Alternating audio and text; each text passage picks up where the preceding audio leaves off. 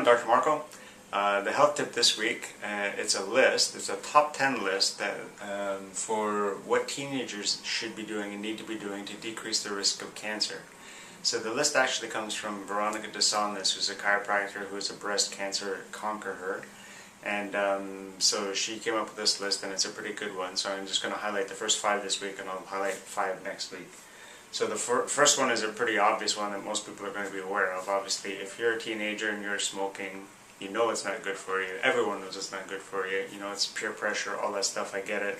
But if you want to make some good steps in the right direction, find a way to stop. So there's lots of different things you can look for, you know, hypnotherapy, emotional freedom technique. There's a lot of different ways, you know, patches, whatever you need to do, but just try to find a way to stop smoking, because that one's so obvious, you know, throat, larynx, cancers, colon, everything, the whole works.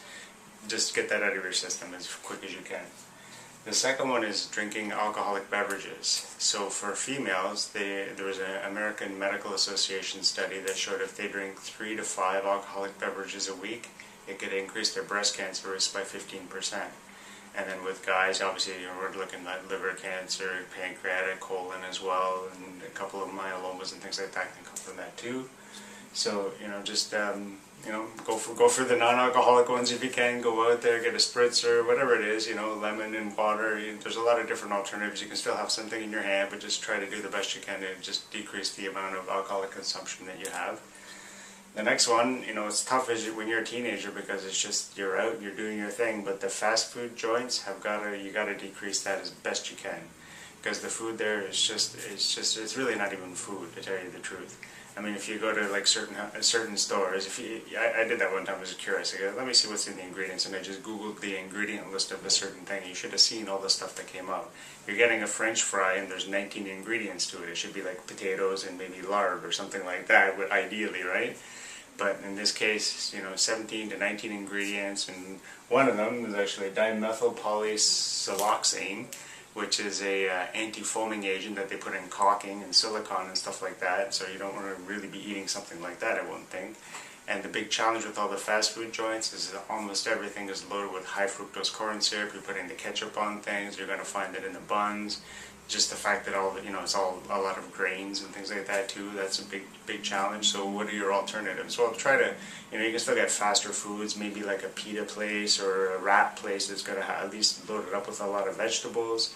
You know, some of the wrap places, you know, really is just, you know, maybe whole wheat flour, yeast, and water, and that could be the ingredients for their wrap sort of thing. They're not like these big buns that are full of all this extra stuff. And you could get a lot more vegetables in there. You know, obviously these places are not going to be giving you like organic vegetables, and you're not getting grass-fed meat and that kind of stuff. If you go to Cultures or something like that, you might be able to get like a broccoli quiche or something.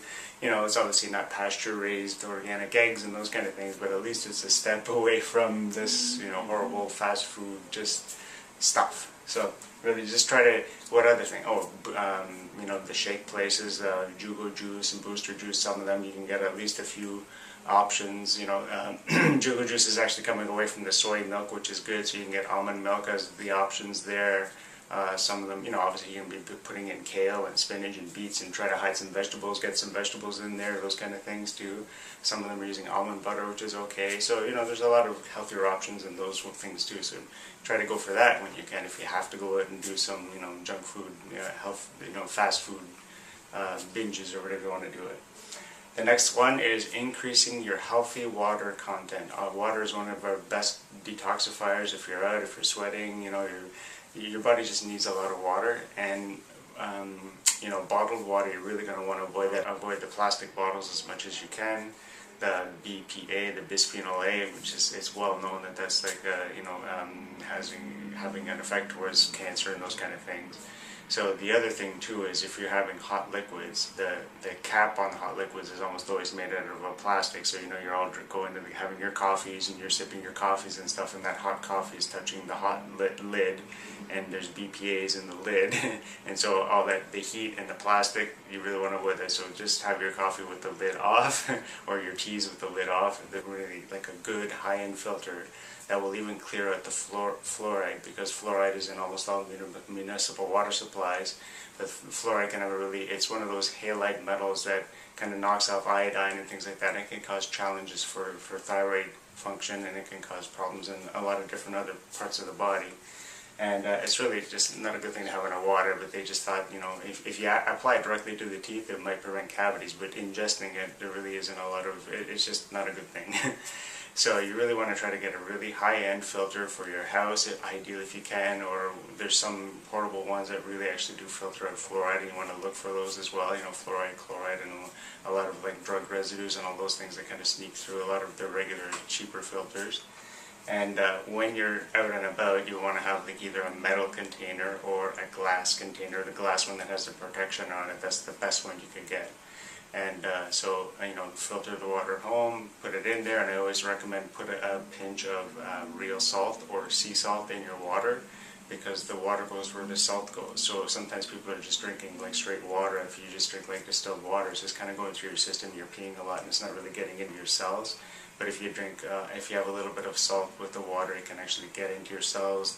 There's exchange of the minerals and things like that, and it helps bring the water into the cells to clean out as well. So that's just one little thing you can do. And then the last one of the first 5 of the 10 tips is get rid of your microwave oven. You know, it's an easy thing. You're a student, you're in school, just throw it in the microwave. If you are using it, please don't put anything in a plastic container inside the microwave, because it's just a toxic soup waiting to happen. You know, if it's a pizza or whatever it is, just put it on a ceramic plate or whatever, you know, that kind of stuff. Just don't heat up anything inside plastic. It should be glass or ceramic inside a microwave if you're going to do it at all, but I just try to get away from it totally. You know, just get like a good toaster oven, a good maybe hot plate if you need it, or the induction things that are just using magnetism. They're not using radiation, because a microwave is actually radiation, so you don't want to be around it. If you do start it, get out of the room, get as far away from that as you can, and really that's just not the best way to be preparing your food, because it just destroys it. So that's your first 5 of the top 10 tips for teenagers, steps you should be taking right now to decrease your cancer risks. And if this video was helpful, please share it, and we'll see you next week with the next 5 tips. Bye.